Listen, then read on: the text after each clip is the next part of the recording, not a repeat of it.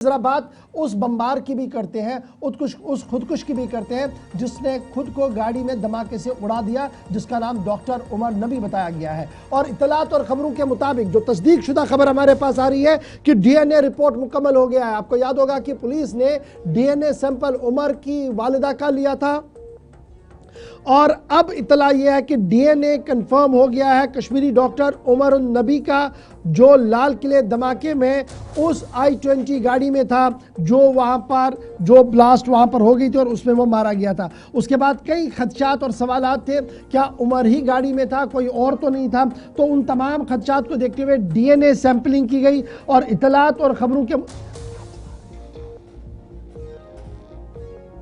DNA sampling के हिसाब से उमर का वालिदा जो है उसकी सैंपलिंग मुकम्मल हुई है और इतलात के मुताबिक सैंपल जो है वो मैच कर चुका है। डीएनए कंफर्म हो गया है जी कश्मीरी डॉक्टर का। डॉक्टर उमर ही जो जैश ए मोहम्मद मिलिटेंट आउटफिट का रिक्रूट था, उसने ही धमाका किया, वो गाड़ी के अंदर मौजूद था। एक तो ये क्लियर हो गया।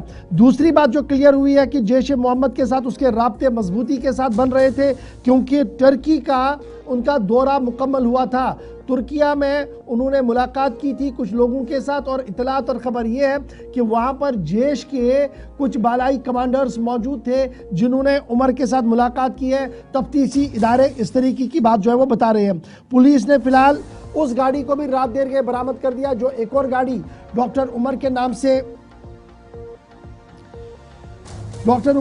से है, इको लाल गाड़ी, उसको भी बरामद कर लिया है। NIA, Delhi police, Jammu Kashmir team की जो मुख्तलिफ कार्रवाइयां हैं वो इस वक्त मुख्तलिफ मकामात पर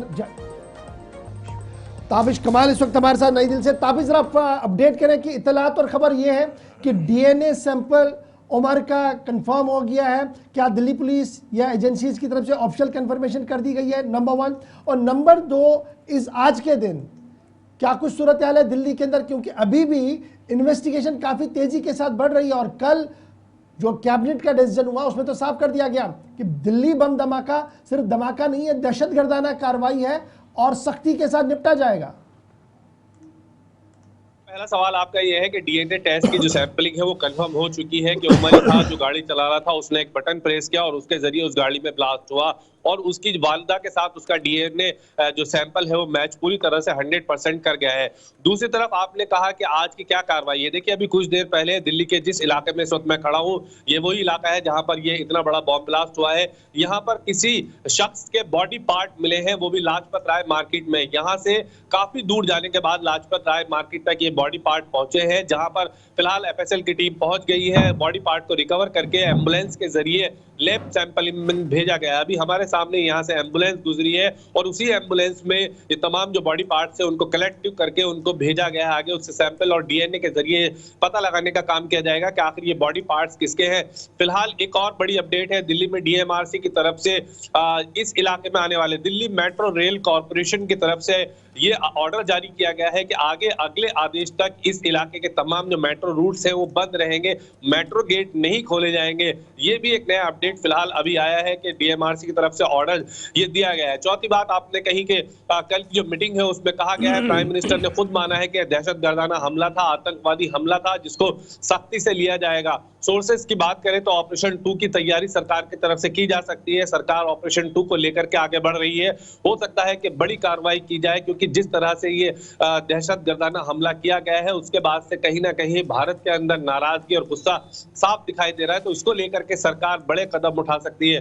दूसरी तरफ ये भी हमारे पास खबर आई है कि आज एफएसएल की टीम के साथ साथ एनआईए एक बार फिर, चुकी ये जो बॉडी पार्ट यहाँ पर मिला है जिसको डीएनए सैंपलिंग के लिए भेजा गया है, जो टीम है, स्पेशल टीम है, वो यहाँ पर पहुंचेगी और जांच का जो दायरा है उसको बढ़ाया जाएगा। चूंकि आज 13 नवंबर है और 13 नवंबर तक ये कहा गया था कि इस इलाके को खोला जाएगा, लेकिन चूंकि कुछ बॉडी पार्ट्स इस इलाके में अलग अलग इलाकों से मिलते हुए नजर आ रहे हैं, तो इसलिए अब अगले आदेश तक फिलहाल हो सकता है कि इस इलाके को ना खोला जाए, चूंकि डीएमआरसी का भी ऑर्डर आया है।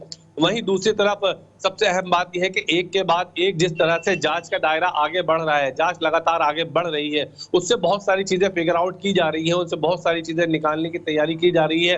एनआईए के 10 सदस्यों की यानी 10 मेंबर जो हैं वो एक एनआईए की स्पेशल यूनिट में रखे गए हैं, जिसमें एक आईजी रैंक, 2 डीजी रैंक और 3 स्पेशल एसपी रैंक के अधिकारी होंगे जो इस पूरे मामले की देखरेख कर रहे हैं। ताबिश, कहीं ना कहीं के बाद हमने देखा जो तहकीकात चल रही थी जांच के दौरान दिल्ली एनसीआर और आसपास के हिस्सों में एटीएस समेत क्राइम ब्रांच की जो पुलिस है, दिल्ली की पुलिस के जो स्पेशल विंग्स है, वो छापेमार कार्रवाइयां अंजाम दे रहे थे। इस बीच खबर ये भी आई कि बहुत सारे लोग जो बाहर से दिल्ली के अंदर रहते हैं पढ़ाई के लिए, तिजारत के मकसद से, किसी और काम से, उन लोगों के लिए भी ज़रूरी एडवाइजरीज इसके बाद जारी आई सिक्योरिटी के पर्सपेक्टिव से, और कई लोगों को शायद ये है कि अब निकलना भी पड़े दिल्ली से। इसको लेकर कोई आधिकारिक पुष्टि, कोई नोटिस इस तरह का जारी हुआ? क्योंकि जम्मू कश्मीर के बहुत सारे बच्चे जो अभी भी पढ़ रहे हैं वो भी शायद खौफजदा है इसको लेकर कि शायद अब उनको इस बात पर मजबूर किया जा सकता है कि छोड़ा। कई जगहों पर उन्हें मकान मालिकान की तरफ से तंग करने की खबरें भी मौसूल हुई इस जांच के दौरान, जब ये इन्वेस्टिगेशन चल ही रही है अभी।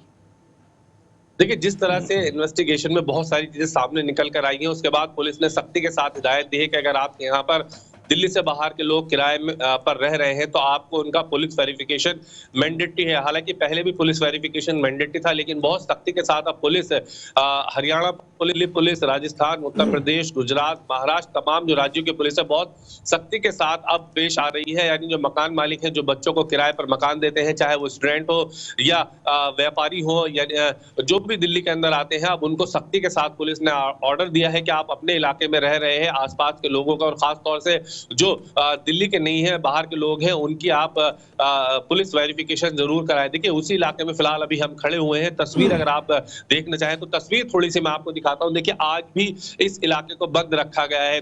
ये आप देखेंगे तो अभी भी बैरिकेडिंग है, लेकिन हमें कल उम्मीद ये थी कि ये इलाका शायद कल सुबह के बाद खोल दिया जाएगा, लेकिन जिस तरह से बॉडी पार्ट्स मिले हैं उसके बाद से और सख्ती यहाँ पर कर दी गई है।